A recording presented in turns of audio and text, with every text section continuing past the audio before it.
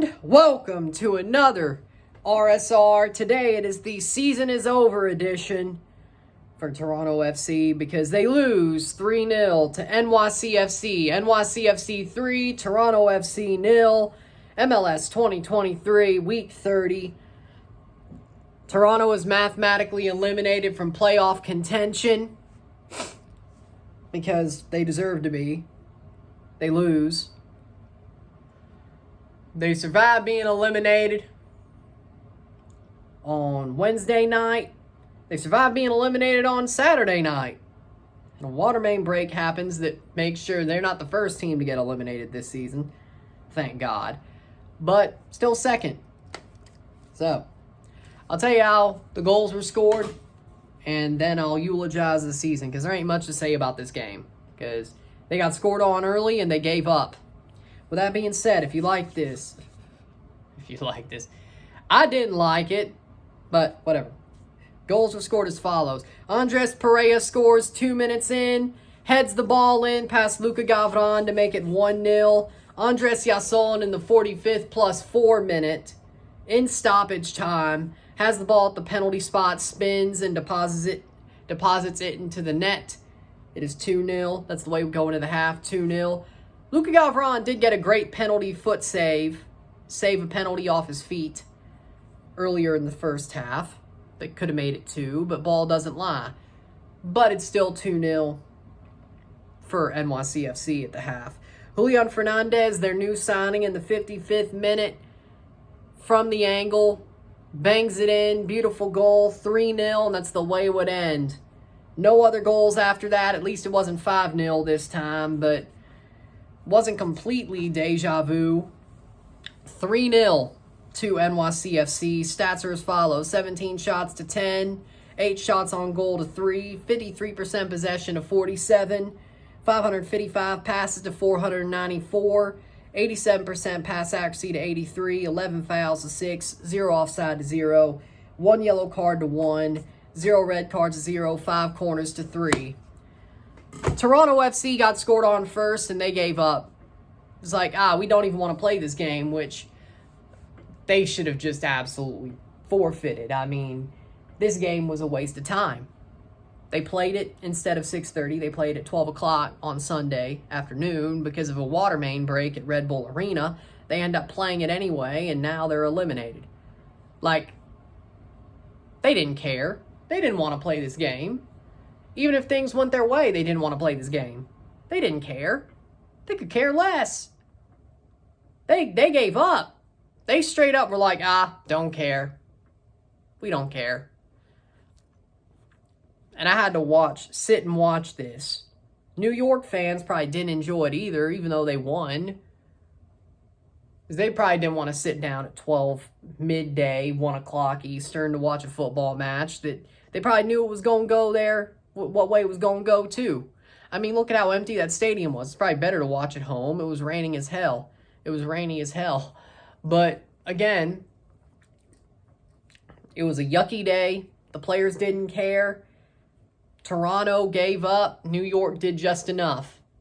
It should have been worse. So, with that being said, that's what I think about the game. New York did their job. Toronto gave up. Let's really just eulogize Toronto's season because the season is over. Even though they play 4 more matches. They will play 4 more matches the 30th, and they'll play 3 in October. 3 with Herdman coaching. The most this season's about is Herdman taking stock of what he has. Hell, even the game on the 30th really doesn't matter, but we'll probably get smacked by Cincinnati anyway, and I was going to watch Mississippi State versus Alabama anyway. So, with that being said, this wasn't good at all. TFC, they've given up. They gave up 3 months ago. They never even tried. Like, this season didn't even start that badly. They were getting points. They were getting results.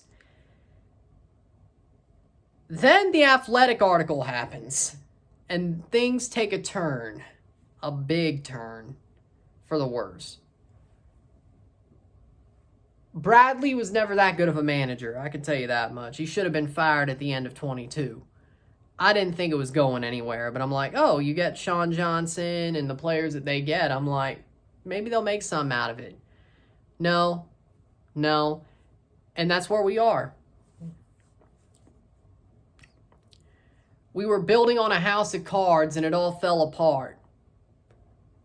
And I don't think we could build a good house out of those cards. Because what they're going to try to do is rebuild the house of cards. That doesn't work. See, they're going to rebuild the house of cards. No, you got to go get some Lincoln logs and build that damn house. Or get some Legos and build that damn house. Don't take the cards and try to rebuild the cards. That's not going to work. This TFC team this year, the perfect simile of what this team is a bomb tech fumbling with a live grenade.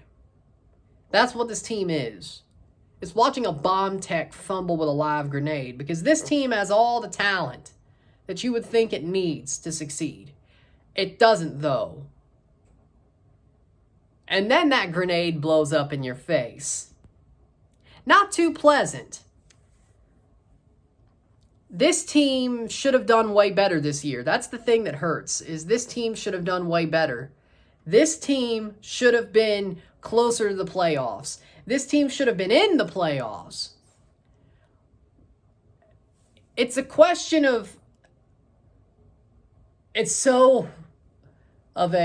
what can they do? Because they just can't do it. Everything went wrong. Past May, everything went wrong. Anything that could go wrong did go wrong. They couldn't get results. They couldn't win games. They couldn't score goals. The players didn't care. Bradley was a failure. Everything went wrong. This season, went south quick. Simple as. And they had so much talent that this shouldn't have happened. The fact that it happened the way that it did is mind-boggling. Bill Manning doesn't know what the hell he's doing. He doesn't know how to build a team. All he can do is look up players on transfer market to see who has a free transfer, and then he can't build around it. The best players that we have, we lose them anyway. Richie.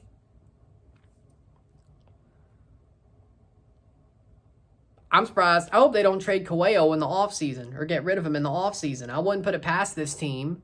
He's our best player. He's legitimately our best player, Alonso Coelho. He is our most interesting player this year. And they're probably going to trade him. Because knowing this team, they'll probably end up trading him. Or letting him go. Because that's what they do. Anybody with potential gets sold. That's not how you build a team. It's not how you build a team. You build a team by using your assets to grow. And putting your assets in a good position to succeed. But you won't do that, Bill, because you don't know how to do that. Now, or at least in association football, because you could do it in the CFL for some reason. You and Pinball Clemens, and I like Pinball, know how to build a roster for the Argos, but you can't build a roster for TFC? How about you allow the guys who know association football to build a team, like John Herdman and Jason Hernandez, not you? How about you focus on the Argos, Bill? That's probably a good, you want to keep your job, take the credit, and just focus on the Argos.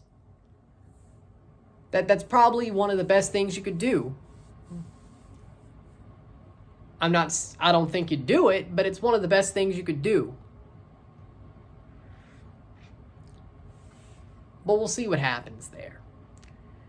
TFC is just, this season is mind-boggling. This is the worst season in TFC history. And it's so many horrible moments that lead to this horrible feeling the fans have. They got a lot of work to do. And it's time to start working it.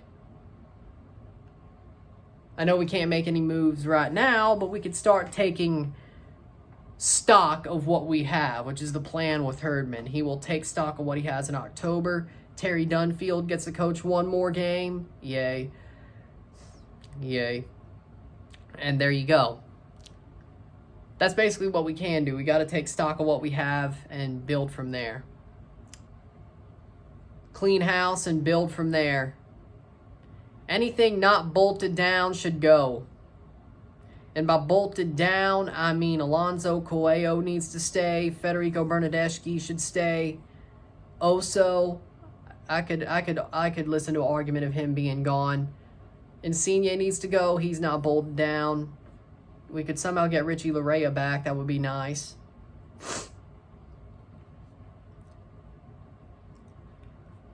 But there you go.